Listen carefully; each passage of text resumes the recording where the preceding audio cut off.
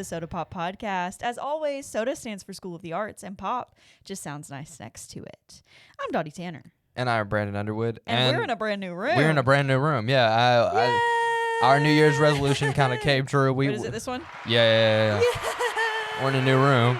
It's pretty, it's getting, we just set up a couple things. We're going to get more stuff set up, you know.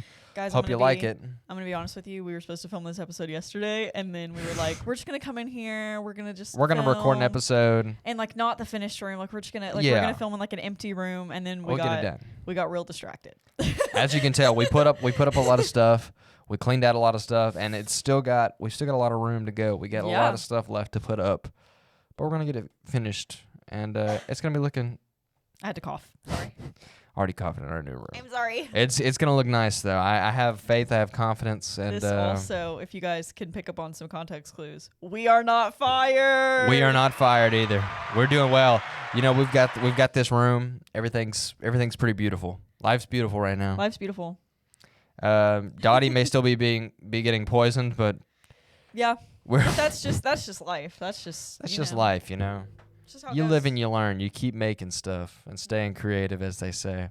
But this episode we kind of wanted to celebrate a little bit, and we didn't want to celebrate with the guests. We wanted to kind of reflect back a little bit. I know we've been reflecting back a lot with Trevor and Grayson recently, but we wanted to reflect back.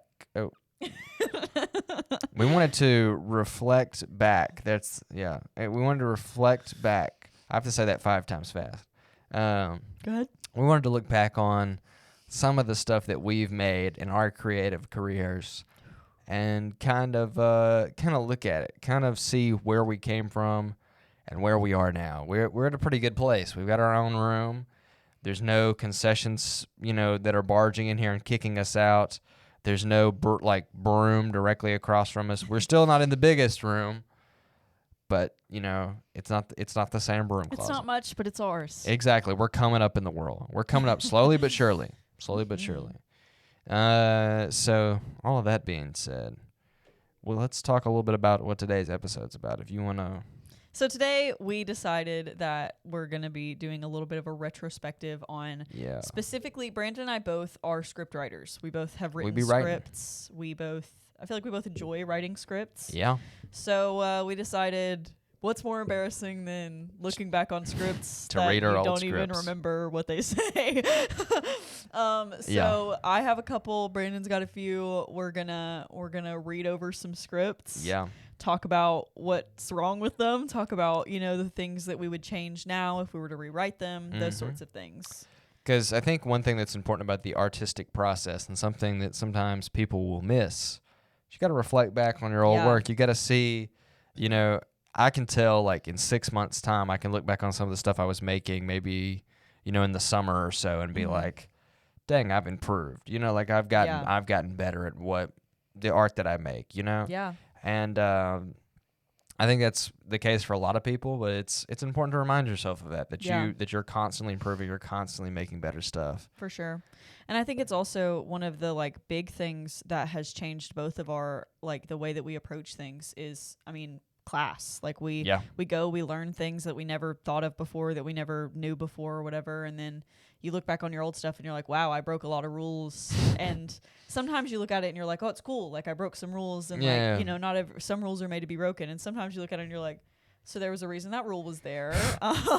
Probably shouldn't have broken that one. Yeah. So yeah, it's a brutal slope, and sometimes with screenwriting especially, it gets goofy. Because now, every now and again, I'll read a goofy story on Reddit or something like that. I'm like, dang, this writing is terrible. But it's like, listen, my writing at certain ages was not.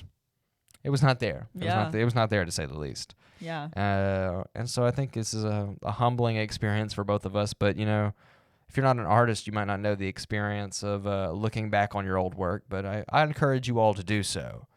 Remind yourself where you came from. Yeah, and look back at all of Brandon's old work on his YouTube channel. Yeah, look back at my that's mostly at high school. There's high school, and then some my first year at UNA. Most of that's where that's from.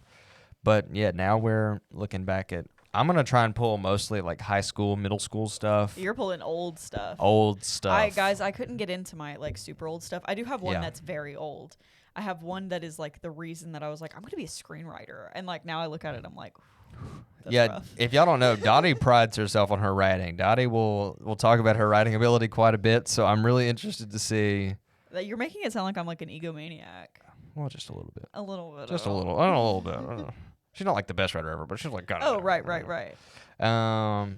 So yeah, speaking of that, do you want to start us off? You want to? I can. Let's get into a D. Tanner script. We'll save the like really old one for the next one. Okay, so this first one, should I like give you a brief overview of what the story's supposed to be?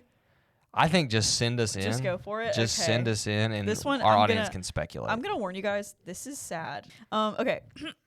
Interior doctor's office day. And how long is this? This script? Yeah. It should be like 5 pages. Okay, because we're gonna try and read. If they're longer, we're gonna try and read just like a page or two. But if they're not that long, we might read a little bit more. Okay. Period. Okay. Interior doctor's office day. Oh God, I'm already. Okay. A female patient sits on the examination table looking unwell as her husband stands next to her. She holds his hand in her lap as the two of them stare blankly. Oh, sorry, I misspelled two. Stare blankly at the doctor who is off screen. Can we add some hospital ambiance to this? Oh, okay, period. Well, it's like a doctor's office. Doctor's so like office. Not the hospital. Oh, okay. Doctor's office. The doctor says, "I know this can't come as much of a shock to you. Most suspect these types of issues long before they are properly diagnosed." The woman lets out a surprised laugh before quickly covering her mouth. Ah! With tear-filled eyes, she looks at her husband, who has not stopped gaping at the doctor. She says, "Dear, who calls anybody dear? Dear, say something. You're making me nervous." What? I like that description of what the husband was doing. He cannot stop gaping at the doctor. It's not that he can't stop. He hasn't stopped. He hasn't stopped gaping. Anyway. Please stop, honey. Please stop gaping at him. You're scaring me. Anyways, okay. The husband breaks eye contact with the doctor and looks to his wife, the look of disbelief never leaving his face. He swallows and blinks rapidly before letting out a heavy sigh, letting go of his wife's hands and wiping his face with it. His face with his hand. You have a single line right there. Do you see it? I need some air. Period. Exterior doctor's office day. He's walking quickly, still looking upset. He wipes his face, trying to ignore the tears slowly forming in his eyes. The woman is seen walking behind him, trying to catch up to him. She's calling out, honey, slow down. Oh, God. The husband turns around and walks to his wife and gives her a hug. Holding her tightly, he begins to weep. The wife holds him as she too begins to weep. After a moment, the two break away from each other and look into each other's eyes before briefly kissing. We're not gonna we gotta go back and forth rapid fire on this one. I'm so sorry, sweetie. I feel like I should be the one apologizing. It's my body that isn't working. There is nothing to apologize for. You, my love, are perfect. I'm giving the performance of a lifetime. And I appreciate it. The husband looks down at his watch and has a realization. He becomes stern. I've got to go. My meeting with the board. I love you. My meeting with the board. I like that. You know the meeting. The two share a chaste kiss before the husband walks away to his car. His wife stands and stares at her husband as her husband leaves her alone. Yeah. Do we want to keep reading? We can stop if we want to. This is painful for me. No, keep going. How far are we? We probably still have like 3 pages. We can keep going for now. Okay. I'm fine with continuing. Exterior parking lot day. Okay. We see the man sit in his car. He holds his composure for only a moment before tears begin to stream down his face. He puts his head on the steering wheel and begins to sob harder. He closes his eyes and begins a pained prayer. You gotta yell at God now. Why? Why, God? Have we done something wrong? I don't understand what we've done.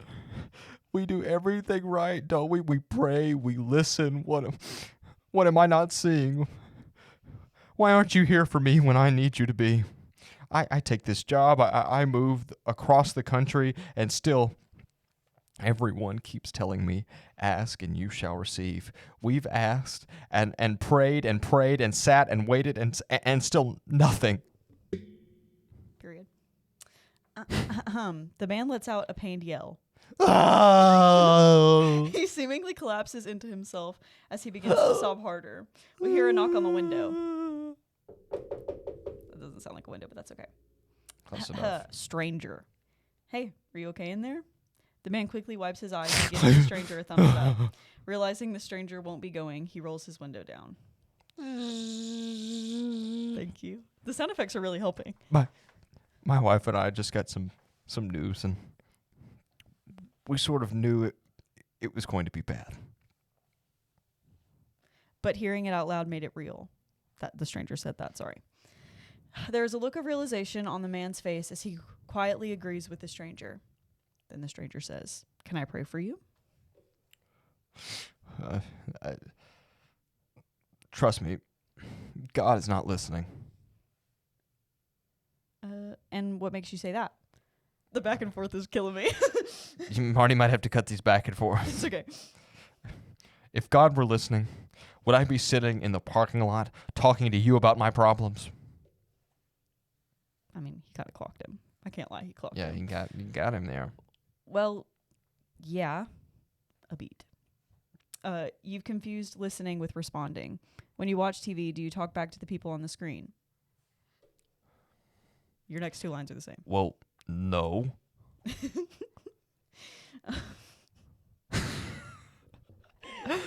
No, obviously this has nothing. This is not related. No. So does that mean you aren't listening? Well, no. Exactly. God's answer when we ask for something we want is rarely ever no. It's usually not now. Well, no. That's not your line. Sorry. But I don't understand why. I forgot that there was a religious aspect to this. This is a VeggieTales episode. This is turning into a VeggieTales episode very quickly. But God does. You act as if he hasn't helped you through every situation up until this point. I'm sure there was a time you wanted something desperately. You didn't give in to on your own time. But when it came to you, you were ready. Sure. One whole word. We didn't even need the past. So maybe this is another thing that you won't get until you're ready. God, they just keep talking. But I'm ready now. I want this for me, for my wife. I just got this new job. I'm the most ready I've ever been. Period. Most ready you've ever been doesn't necessarily mean actually ready. You were the most ready you'd ever been in your life when you were 13. Were you ready? Were you really ready? Dang, this stranger is just like... He's clocking him. No, I couldn't be where I am now at 13. You're like also like you're making my character sound awful. Exactly. God knows what he's doing. He'll do it in time. I don't even know if we're going to be able to use this. Wow. So what am I supposed to do in the meantime? Mm-hmm. Pray that you're ready when the time comes. The man looks over at the clock on his dashboard, realizing the time. I need to go. Thank you. He looks up to see the stranger is gone. He sees his wife heading towards his car. The man looks around for the stranger, confused. The woman says, "You're still here?" The man gets out of his car and hugs his wife, holding her tightly. I think God might have something for us now. Even if it's not what we thought it would be, I think there might be something we can't see in this whole situation. I know it's been really hard and scary, but I think right now we need to trust God's timing. Period. I think so too. Besides, you just got this job and we're in a new place. Who knows what could happen in the next year? Who knows what could happen in the next year? Are we really ready to start a family? When we do, we will be ready. We just have to trust God to prepare us. And the two embrace.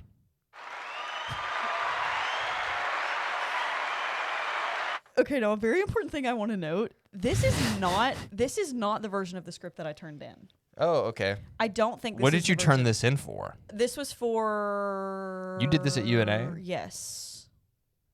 I want to say it was for short screenplay writing. The version that I turned in, I remember not being this heavily like God-centered. Not that that's a bad thing, but just it was like... Was the stranger Jesus?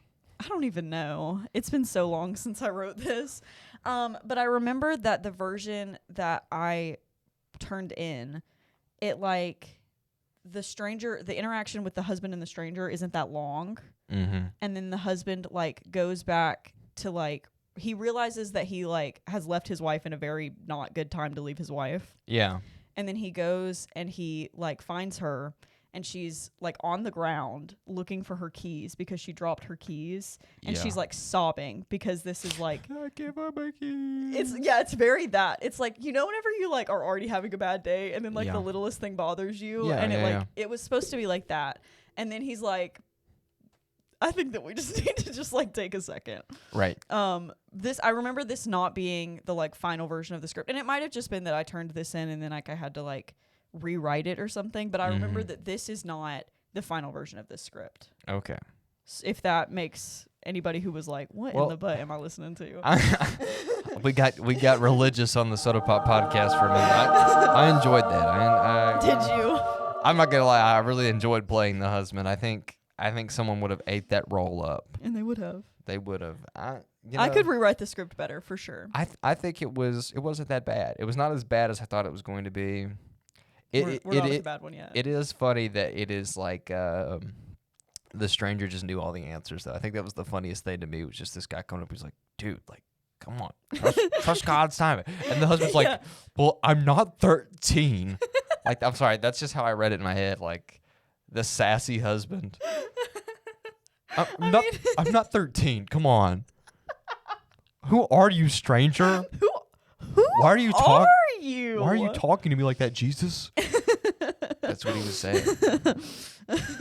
Okay. But yeah, I think it was also that was more relevant to me at the time because of like things I was going through, not with like the inability to have kids, but with just like other stuff in my life. I think that it was a lot more relevant to me in that moment, that like feeling of like, dang, it doesn't feel like I can do anything that will like change my situation. So it was relevant in the moment. It's not as relevant now. Right. It's okay. So the thing with me, though, apparently I just write blocks of text, and I'm just looking at some of them, trying to figure out.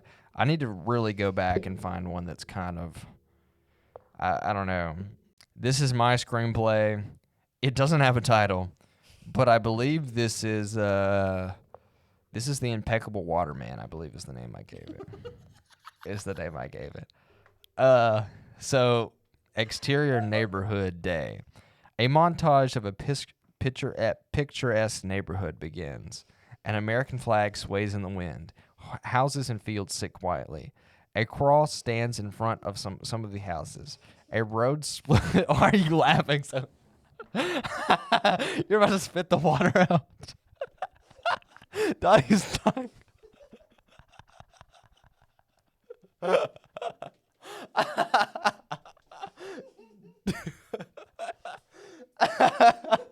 It's not that funny. I haven't even gotten to the funny part. I haven't even. It was something that was minorly funny that got like multiplied because I had water in my mouth. Okay. Oh my god. Okay. Okay, give me a second. Okay. Cut here too, apparently. Dang. Oh, we've got to keep it together. Oh, brother. Okay. Composure. I'm working on it. Okay. I'm going to start over. Okay, good. Exterior neighborhood day. A montage of the picturesque neighborhood begins. An American flag sways in the wind. Houses and fields sit quietly. A cross stands in front of some of the houses. A road splits two huge fields through the countryside. The trees and grass wave in the breeze. A sign sits in front of a house. It reads yard sale. A car pulls into the driveway of a house. It goes around the driveway, heads towards a girl who is sitting on her porch. The car parks and a man gets out of the passenger side door. He approaches the girl. She stands on the porch, staring at the man. She's confused as to why he's here. He stands below her on the grass. So one fun fact I used to do, I used to type these in like screenwriting software, and then I would get like put them into like a Word document and then get like Grammarly to check them. Wait, that's good. So like, because I knew I would miss stuff. Did not get. She stand on her porch. No, this is still in the. This is screenwriting this is the software. original. Yeah, this is the original. Grammatical errors included. Here, I'm gonna read. Do you want to read the girl? I can. Can you see this well enough? Here, we can do this. Yeah. Ready? Oh wait, hold on. Can you see that? What did my mic just made? We might need to cut here. Okay, I got it. Okay. He stands below her on the grass. Hello, ma'am. Hello. Are you here for the yard sale? Yeah. Where is it? You didn't laugh. Haha. Well, it was over at 3. Oh, I see. You didn't sell everything, did you? No, but it's all been put up. Could I perhaps see it? Well, I'm gonna have to need you to. Sorry. Wait, tilt it towards me. Well, sir, it's in the barn there, and I'd have to go and bring everything out. It's a lot to do, sir. Can I not just go and take a look in the barn? The girl feels uncomfortable. Wait, the girl. Literally, the line is the girl feels uncomfortable about the man. I like this. Okay. Sorry, that was funny. I mean, it's not the cleanest, and so I don't know if you'd want to. The man cuts his mid-sentence. Oh, I like that. Oh, that's fine. I don't care. Still, it's not my barn. I'll have to get the key from my granddad. 1 second. The girl walk into the house and grab a set of keys laying on the counter. She walks back towards the porch. People are going to think I'm illiterate. She sees the man standing on the back porch looking around. So he's moved to the porch now. She walks out onto the back porch. Could you please back off the porch? I like that.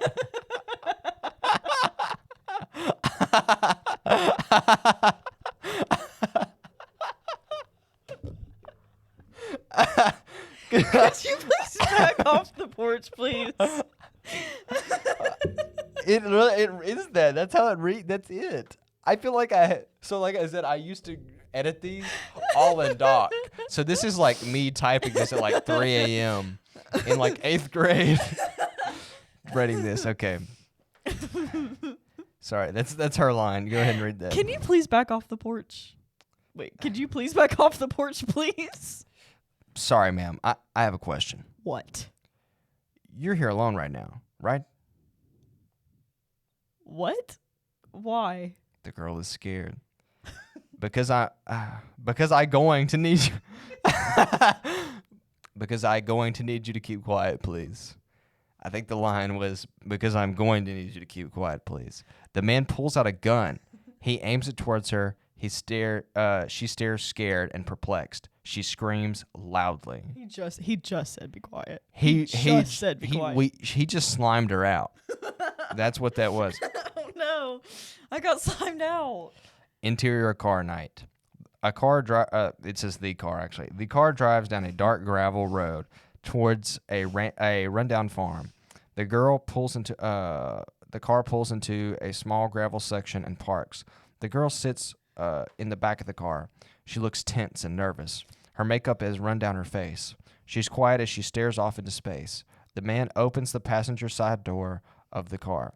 He gets in and sits down. He turns to the girl. She stares past him while he stares at her. He's chewing gum. Hey. The girl slowly moves her stare towards the man. What's your name? The girl quietly stares at him. Is it Amber? Amber White? Well, Amber, listen, I know I don't have to, you don't have to talk right now, but it's going to help the time go by. You can't just stare at me until our client gets here. I mean, it's also just plain rude. You going to talk? Amber stares at the man. She becomes more judging in her stare. You must think this is my fault, huh? You being here. I didn't have a say. I just do my job. I'm a transport guy, taking things to and fro. That's what I do. I know what you do, too. You cut hair, right? Amber becomes more nervous as she stares at him. I think that's nice. I know that because they give me a little bit of info about the people I transport. I'm not a creep or anything, but don't want you to think that. Oh, and I heard about your other job, too. I think that might be why my client wants you think?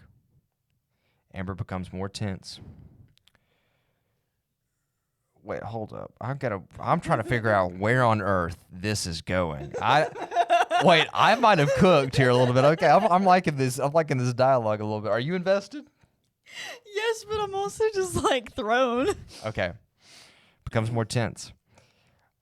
When we actually picked you up, I told my friend there that we must have got the wrong girl because, you don't look like that kind of person to me. That's wait. I just realized where it's going. Oh, God. I just realized where it's. Oh, God. I realized where this is going, dude. It's going a crazy, dark, twisted way. It doesn't go too dark and twisted, but it's okay. Yeah. I'm gonna. I'm trying to figure out where I want to start this from. Oh no. His monologue is evil. I told you. Evil. Yeah, Brandon was trying to write evil stuff. He was trying to be edgy and cool. Yeah. Because you don't look like that kind of person to me. That's a compliment. Amber is extremely disturbed. She's disgusted, scared, and tense all at once. Let them know what she's thinking. First rule of screenwriting: tell them what the characters are thinking. Can I ask you something? And don't take this the wrong way or anything, but how long has it been since you've really been here? Amber repulses. The man's partner taps on the driver's side of the door. The door opens. They hear? The man's partner nods. The man turns to the girl. See you in a minute.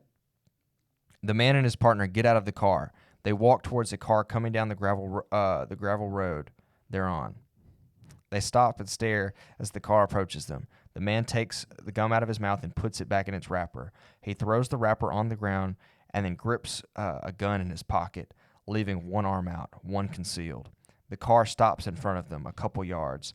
Both cars' headlights light up the dark field they're in. The car that faces them shuts off its headlights. Shuts off. The headlights still shine. A man gets out. The man and his partner stare at the figure shrouded in darkness in front of them. Hello? Who are you? Boom! A gunshot breaks the quiet. The man backs up slowly as he looks down to his stomach. There's a bullet hole where his belly button used to be. Crap. That's not what it says, but that's close enough. the soda pop version. The man falls over. He lays dying on the ground. His partner goes to grab his pistol. He is shot twice by the stranger before he can. His partner falls down to the ground, dying too. The stranger approaches the man's partner. He leans down and searches the partner's pockets for his car keys. The stranger finds the keys and then walks over to the car that Amber is in. He opens the driver's side door. The stranger gets in and he turns to Amber. I'm here to save you. I'm not going to hurt you. Amber is frightened. Who are you? Oh, that's you, right, actually. Who are you? I'm the waterman.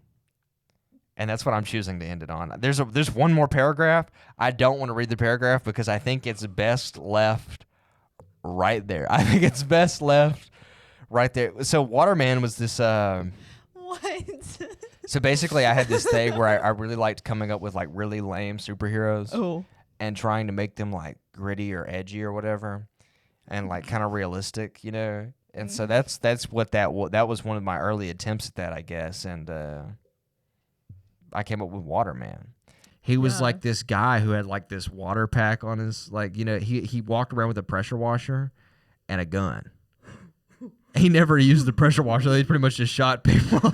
I was like, why wouldn't he just use the pressure washer? And he had like, because he's Waterman, but he's really Gunman. I mean, who are you more afraid of?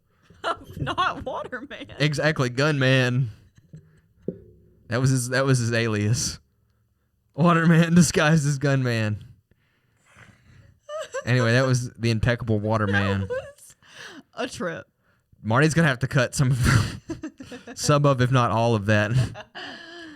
It doesn't say anything like crazy. It doesn't say anything too crazy. No, it doesn't. That was wow. But I remember writing that and like talking to the actor about it, and like the actor who's gonna play Amber was like, "Yeah, yeah, for sure." That's I actually did shoot some of that though. I shot some of that with like an ex-girlfriend at the time who played Amber, and then some other actor friends who played Waterman, and my cousin played the driver that gets shot.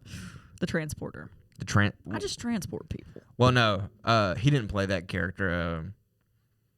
I think we actually had to get like a female character to play, or a female person to play that character. So it was like, interesting. It's a new perspective. It says the man a lot in there, but it was a girl. You and I have the same thing where we do this thing where we like don't give certain characters names. Yeah. Well, I used to have this thing where I was like, okay, up until the script says it, I'm going to write it how the audience perceives it. Yeah. As like man and girl. Yeah. Fair. Fair enough. This script. Okay, this was my first attempt at a feature. How far are we reading into it? Not far. Okay. We don't need to read the first far. 2 pages or something. I'm gonna skip the first like blocks of dialogue. Essentially, the first one. Let's get into the dialogue. That's where the juice is. The first blocks of action lines. Turn the brightness up on your phone too. I can't. Bruh, I have a privacy screen. Oh, okay. So the first block of text is basically we're in the living room. Dad is cleaning out the attic. That's basically what you need to know. There's good old dad cleaning out the attic. There's boxes around, all of these things. Now we're in Robin's room. Robin is our lead. Robin wakes up. She's excited. Her alarm clock, whatever. Yeah. And then she goes about getting ready for the day. She dances around her room. And then she gets ready. She sings to herself in her mirror, into her hairbrush. If you wanna be my love. I think I actually remember that I wanted the song to be Mr. Blue Sky. Dude, that is a legendary pull. That is a legendary pull because let me tell you something. Hold up. Let me tell you something.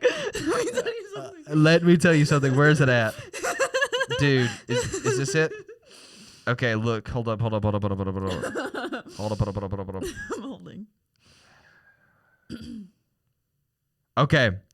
This is a script that me and a group of people wrote. It was like a summer film program in high school. This is the second, technically the first cut in the movie. 2 slices of toast spring out of a toaster as an upbeat song like Mr. Blue Sky or Come On Get Happy kicks in. Titles and names appear around the front. That's good. So if you're making an independent film as a high schooler, please do not put Mr. Blue Sky it's not the pull that you think it is. It's taken. It's not the pull that you think it is. I also just want to read this part of that action line that says, hold on, let me find it. Her alarm clock plays one of the songs she's been obsessed with lately. Okay, you're not ready for the rest of it. Which to her seems like a sign that today holds her future in its hands. Wow, that's deep. Shakespeare. After her song ends, she's finally ready and leaves her room for the first time today. It's genuinely, this is supposed to be 9:00 in the morning. Like, that makes sense. Anyways, okay. Interior, Robin's living room, day. She tries to avoid her brother and dad, but fails. Wait, can I be the brother and the dad? Do you want to be the brother and the dad? Yeah. Okay, the dad's name is Dad. The brother's name is Nick. Okay. Also, in my head, can I let you know? Yeah. In my head, Nick, played by Timothée Chalamet. Okay, I'll do my best. I want to give you that little bit of context. Where are you going? Okay. That's the dad. Robin slowly turns around, knowing she's been caught trying to escape. Oh, I know that I thought that cooked, and it didn't. I know. Wait, what did she say? I expected one of these. I expected that. The slow head turn. Okay. Yeah. I'm going to hang out with Jazz. And you didn't think asking first would be a good idea? Cooked. Clocked you. Dad, can I go to Jazz's house? Nice try. No. Come here. We need your help with this anyway. Robin puts her purse down on her bed and walks over to the attic entrance. How did she put it on her bed if she would... Anyways. Walks over to the attic entrance next to Nick.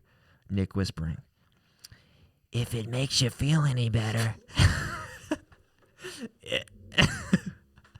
If it... I spit water on the... I just saw the water on the board. I get the voice. Oh. Oh, dude. You're evil. That was evil. If it makes you feel any better. I have to clean the table. I can't just leave all this water. I can't believe I actually did a spit take. Marty, leave that in.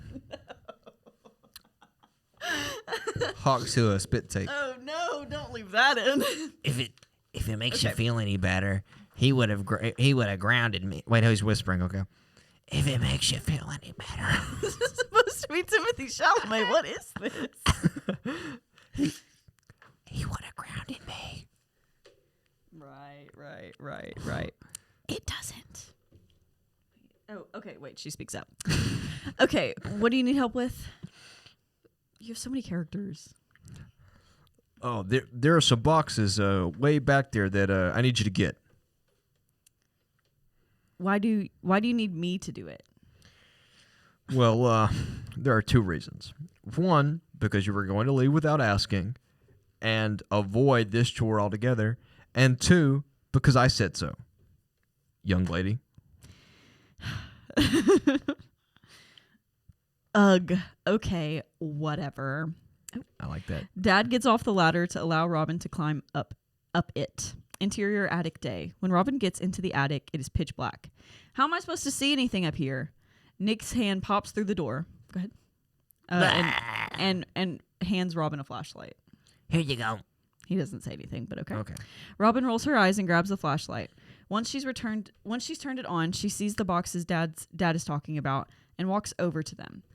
When she crouches down to grab them, she sees written on top of it, Mom's things, and immediately knows it's her late mother's belongings. What gave her that inclination?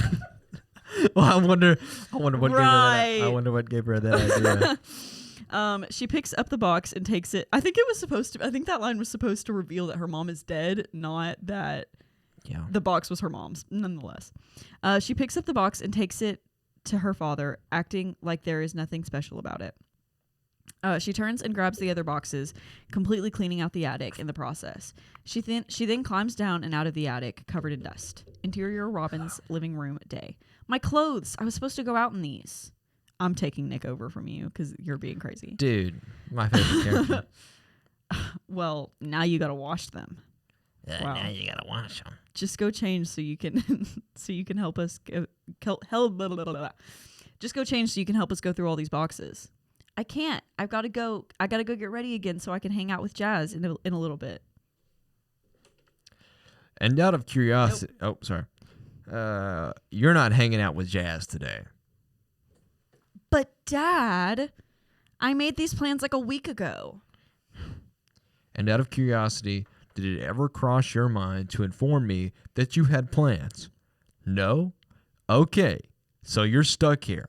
Now go change so you can help us go through these boxes. Clocked. Sighs loudly. Well, that's me. Fine. Nick, sarcastically. Have fun. Have fun. Cut to after Robin has changed clothes. Nick and Dad are sitting on the living room floor with a box beside each of them. Dad is looking through pictures from his box while Nick is looking through a box of things from his childhood. Robin walks to the stack of boxes and picks up the one labeled Mom's Things.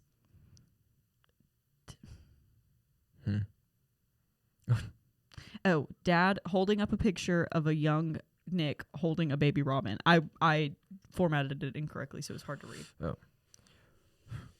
Look at this one. Oh, I love that one. Yeah, me too. I'll just embrace it. Yeah. Yeah, me too. That was before you got so grouchy. I am not grouchy. You get on my nerves. You just get on my nerves. There it is. You just get on my nerves. That's on purpose. I imagine the dad's laughing. I have to get on your nerves. I'm your brother. Oh boy. These kids. Yeah, God forbid you to admit that you love each other.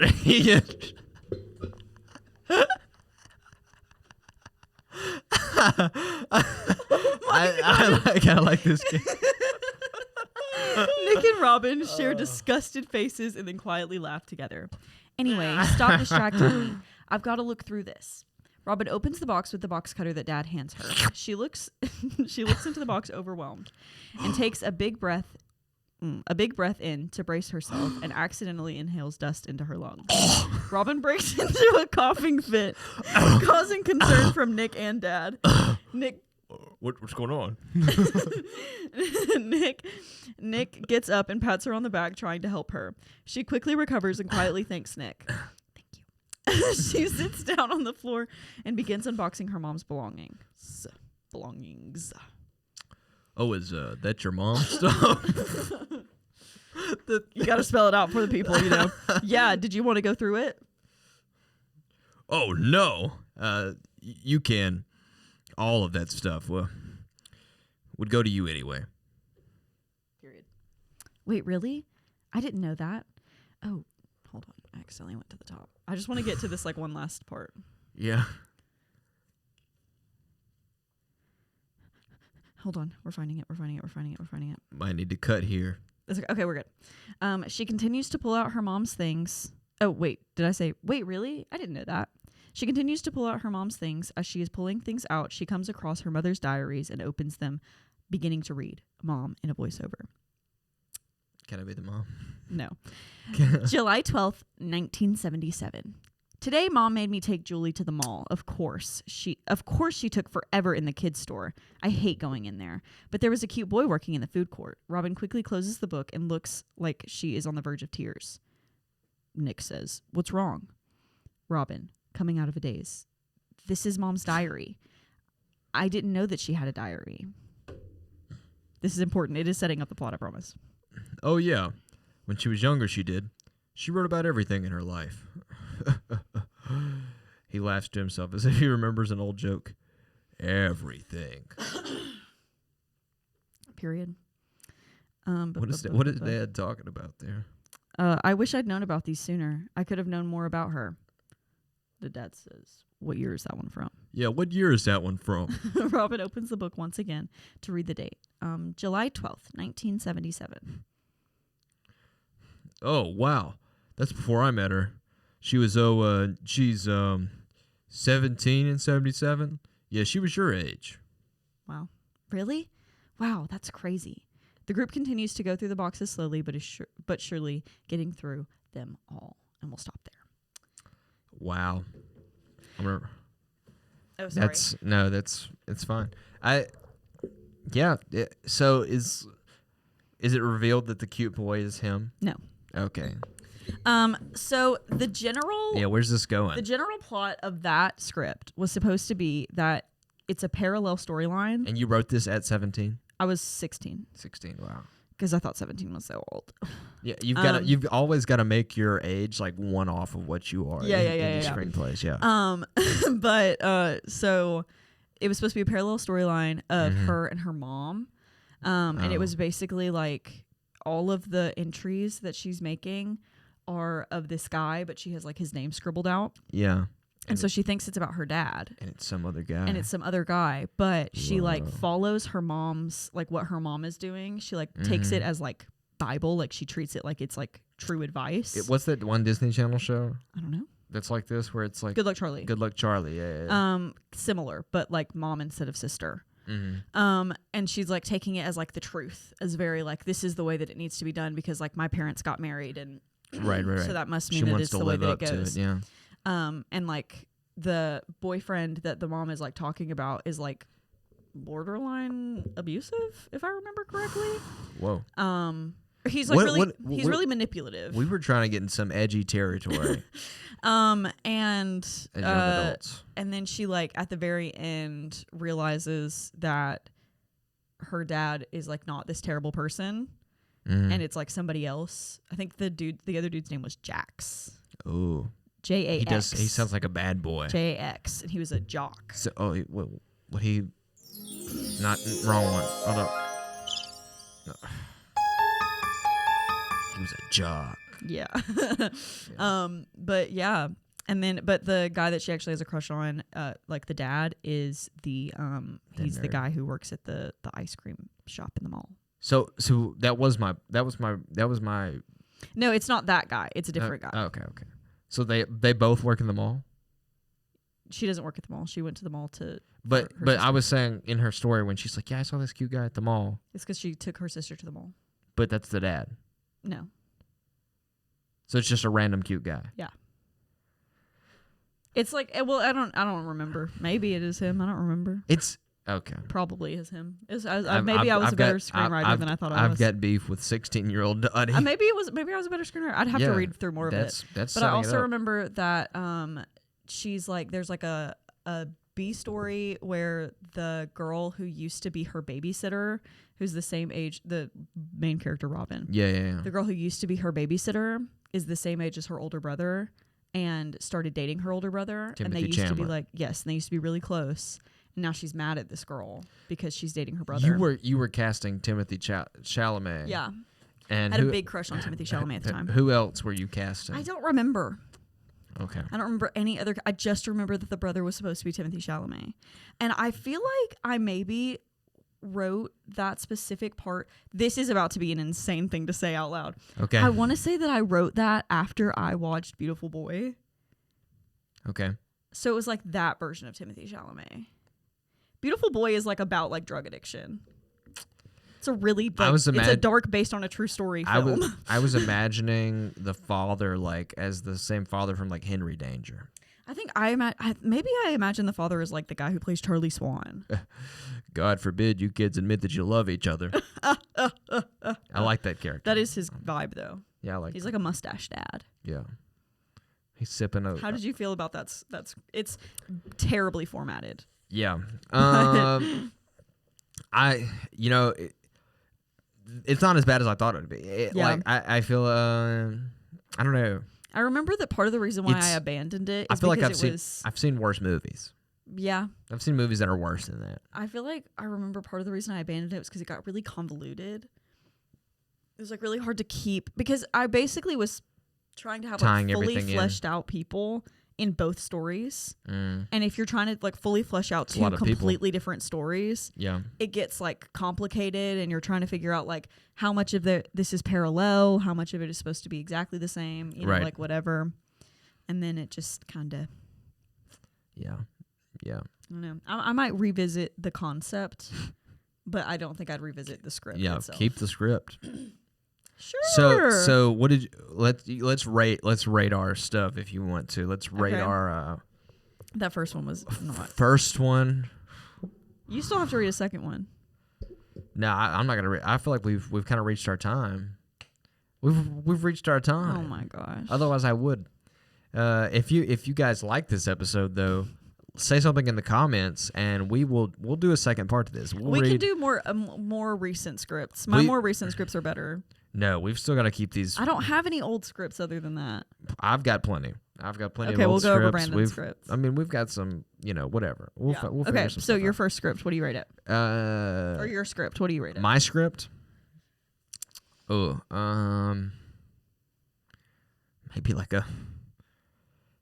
maybe it's like a 3 out of 10 or something. Oh, I was gonna say like a 5 or a 6. Okay, I appreciate that. I'll take that. Like I think it had good bones. Okay, thank you. Period. Okay, my first script.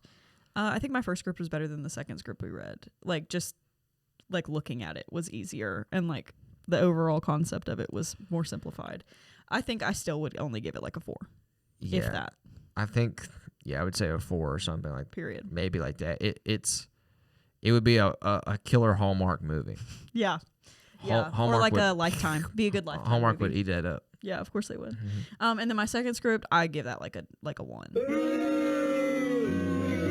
I'm trying to think. Second script. We also only read a little bit of it. I don't know. It's like I feel like I could see a video game role play like that. Like I feel like someone's definitely done that in Minecraft before. So. I feel like it seems like something that somebody would do with their like Littlest Pet Shops or like their Barbies, like on their YouTube. Sims. Or like on YouTube. Like it would be like a scripted video on YouTube. I'm gonna say I don't know 2. I'll say 2. Okay. I'm generous. Dang, generous. You said 1. I gave it 1 more point than that. I take mine back. I gave yours a 1. Dude, what's